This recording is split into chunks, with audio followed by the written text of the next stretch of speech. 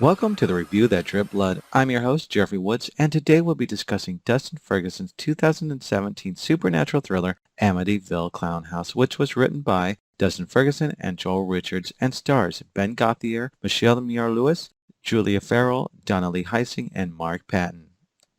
Amityville Clownhouse is a direct sequel to Ferguson's Amityville toy box. The film follows Ben and Michelle, your typical modern married couple who takes pleasure in nostalgia.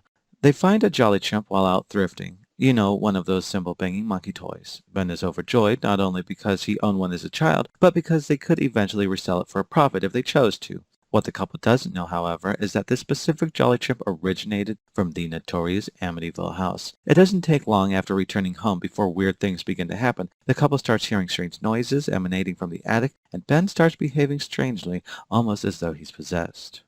So, what do I like about this film? The cinematography is excellent. It's a really visually pleasing film, and the special effects are great considering their budget. Ben Gothier and Michelle Muir-Lewis give fantastic performances in their respective roles. They seem like a genuinely cute couple, and you find yourself feeling for Michelle's character in particular when all of the demon's aggression seems to be directed at her. I was overjoyed when they brought back Julia Farrell to reprise her role from the first film, and I would be remiss not to mention Mark Patton, who most of you will recognize as Jesse Walsh from A Nightmare on Elm Street 2, and the way he manages to steal every scene he's in.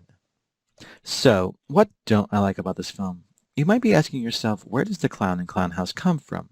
Well, there's a side story involving the portrait of a clown, also from the Amityville house, but it doesn't really add to or subtract from Ben and Michelle's story. It feels like a last-minute addition, but you'll soon find out that this film is full of fillers. For example, we're treated to a lengthy montage of Michelle aimlessly strolling through a park after being scared out of their home by the Jolly Chimp. Then there's a drawn-out flashback scene where we review most of the first film, which feels tedious if you're watching the films back-to-back. And then lastly, I have to address the elephant in the room.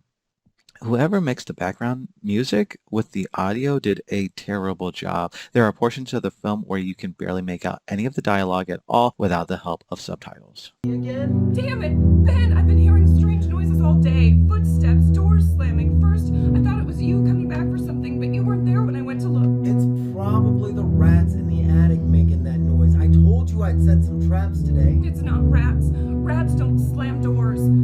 Overall, Amityville Clownhouse is a fun sequel. As I mentioned earlier, the film is visually pleasing and it has a very talented cast, and I like the overall concept, which is why I'm rating it 6.5 Jolly Chimps out of 10. Before I let you go, I'd like to take a moment to plug my children's horror novel, Erie, Ohio, Here Comes the Boogeyman, which is about a 12-year-old boy named Shelley who, with the help of a new friend, sets out to face his fear and revisit the past, unleashing a forgotten nightmare in the process. It's jam-packed with Easter eggs any true horror fan would be sure to appreciate. If you enjoyed this review, please make sure to smash the like button and subscribe to the review that drip blood.